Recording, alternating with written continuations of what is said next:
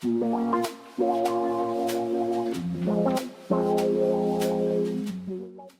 you so much, Joan. Yes, where we eat. And I think, it's great. It's so great, now that lockdown is over, to see people getting out a lot more and eating out. But we must be aware of our eating environments. And we talked earlier about eating habits, and we talked about mindful eating. Eating environments really do affect how much we eat and how frequently we eat. And we talked a little bit, Joan, haven't we, about buffet behavior. And obviously, as you know, being part of my community and also working as the church leader, we have a lot of events.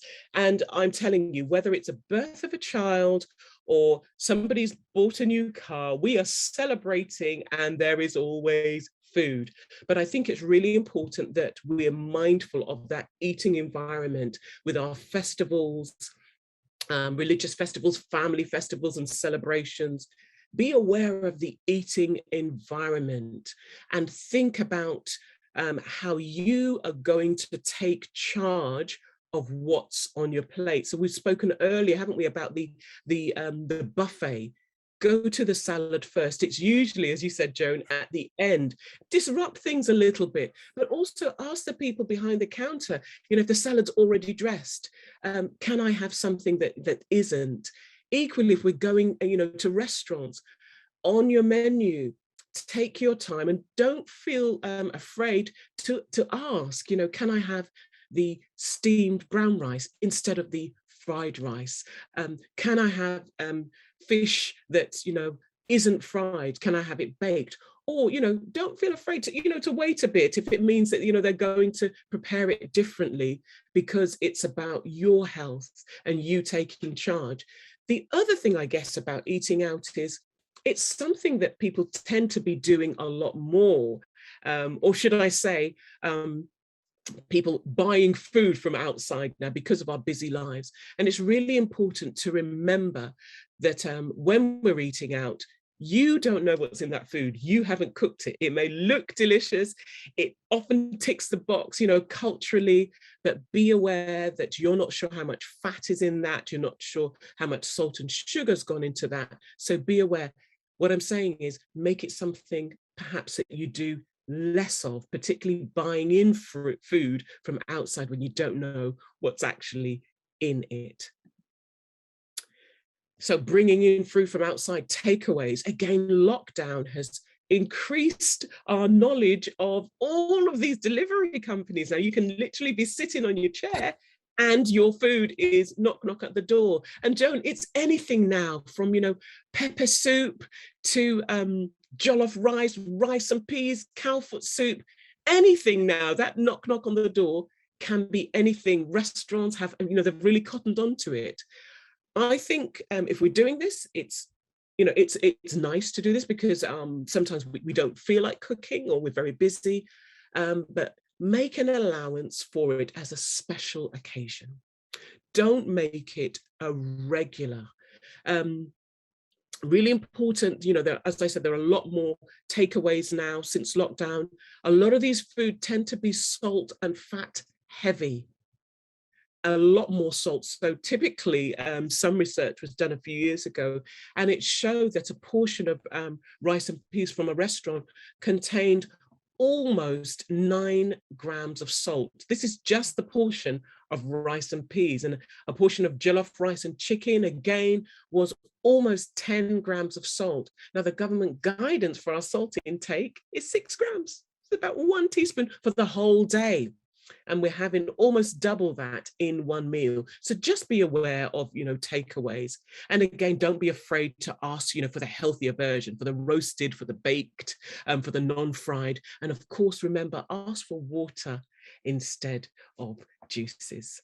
Joanna, thanks very much. And I think we come back again to the balance because, we have to acknowledge that we're all living really busy lives.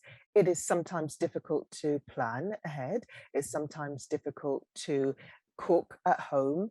But I think it's about the balance. So if you are going to parties, celebrations, religious festivals, if you're having a takeaway, that's fine, as long as you balance that by then, when you can, perhaps having some steamed food, Mm. perhaps having some more salad, more vegetables that you're cooking yourself, because realizing that, this is the life that we live, and we don't want to be excluded from celebrations. We don't want to be a party pooper. So enjoy the party, enjoy the celebration, but when you go home, like the following day, the following week, balance that up. So that's really fantastic advice about healthy living and how we can balance our busy lives but still remain healthy. So I'd like you now, Shola, to tell us about how you're living and the sort of general healthy advice. Thanks, Yeah. Shola. Thank you, Joan. So coming towards the end now, really about, how you live. And some of this may sound obvious. And this is why I'm telling you again, because it's those things that tend to be obvious that we tend to now begin to overlook, and it sort of drones in the background, isn't it? So physical activity, and you've touched on this a little bit already, haven't you, Joan? We do actually need to move a lot more. Can I say, Joan, on my travels as a healthcare professional, I often find, particularly in our community as Black people, that we are confusing working hard with being physically active. So typically, you've got busy mum raising children, been at work all day, perhaps on her feet, comes home, then cooking and sorting things out. Busy dad, been at work, coming home, and therefore people say, oh, I'm really tired. I've been so busy today. But actually, in terms of your physical activity, you haven't actually been active enough to provoke that the heart rate to build up to that healthy level whereby we're expending energy. So we do need to move more and move more frequently. Government guidance says something like 150 minutes a week, which is about 30 minutes a day over 5 days. Why not try the 10, 10, 10? It works the dream. 30 minutes in a day, split it up into 3 sections, 10 minutes, walk, particularly again, those of you that are part of a religious group, prayer walks can be fantastic, can't they? You could be walking and praying or walking and singing, and men's groups, women's groups, doing your walking. But what about dancing? A lot of dancing. There's so much now, isn't there? You just open, YouTube or Google or social media, put on your favorite track, 10 minutes, you're burning some energy. Weight bearing exercises are really important, and I'm finding a lot more now that people are feeling that it's just aerobic exercise. I need to lose weight, but also it's about preserving muscle mass. Really important for our health, particularly as we get older. We do want to be able to do those daily activities of life, being able to get out of a chair independently, being able to pick something off the ground independently. Weight-bearing exercises, it's not about being a bodybuilder. I know a lot of women say, I don't want to build big muscles. It's not about muscles, it's about just preserving our muscles so that we can stay strong enough.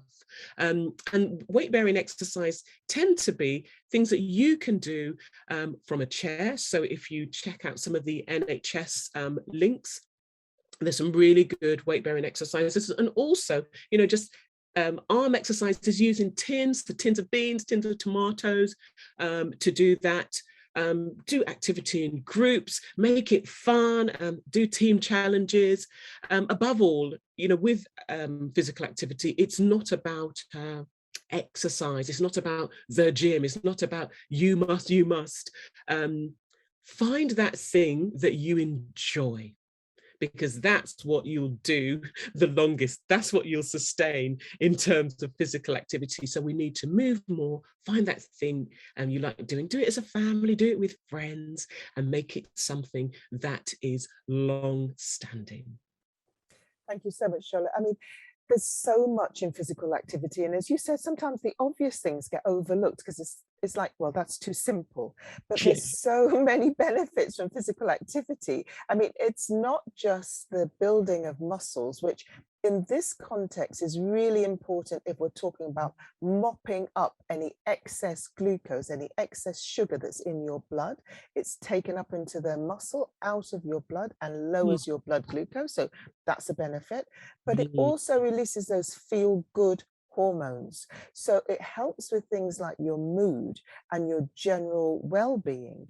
So that's another bonus. It also helps you to feel physically tired, not the exhaustion that you might feel from a busy day at work and the stress at work, but physically tired. And that then has another benefit in terms of helping you with your sleep. And we've said that sleep is also really important for your health. So, and I love your idea about getting those tins of beans out and using that. And you can just do some simple arm exercises. Now, I'm not an advocate of sitting down and watching soaps, but I know a lot of people like to watch soaps. While you're sitting watching the soaps, get a tin of beans in each hand and just be doing some gentle exercise. And I think the really important thing, and particularly since the pandemic, is get out, well, be with your social group, whether you have to be on WhatsApp, whether you can do that now face to face, in person, however you need to do it, connect with other people, because that's something that we really missed in the pandemic. And it's something that we really need to embrace again, because that's your support. That's the way that that change is going to be long lasting.